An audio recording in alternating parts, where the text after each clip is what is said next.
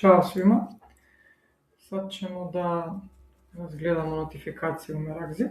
Ovo je novi feature koji smo dodali kako bi ne propuštili ništa, odnosno kako ne bi imali putnike koje krene, a ne bi doplatile ili ne bi dobili obavešćenje.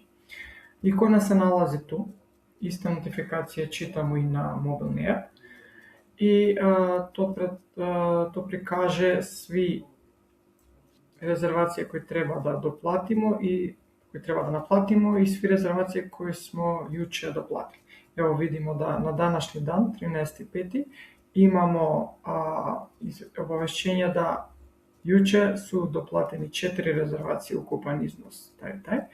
A isto danas imamo jedna delimično plaćena rezervacija i imamo toku možemo da idemo unazad nekoliko dana kako ne bi propuštili ništa.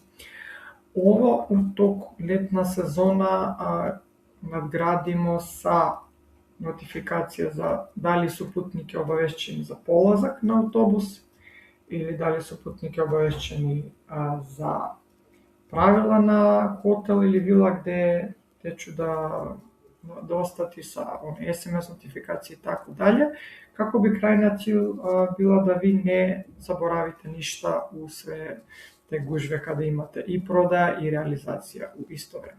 Ovo možemo da označimo kao pročitano ili da obrišemo, ali to ću na sljedećem videu kada pokažem kako ovo izgleda i s mobilni app. Hvala puno.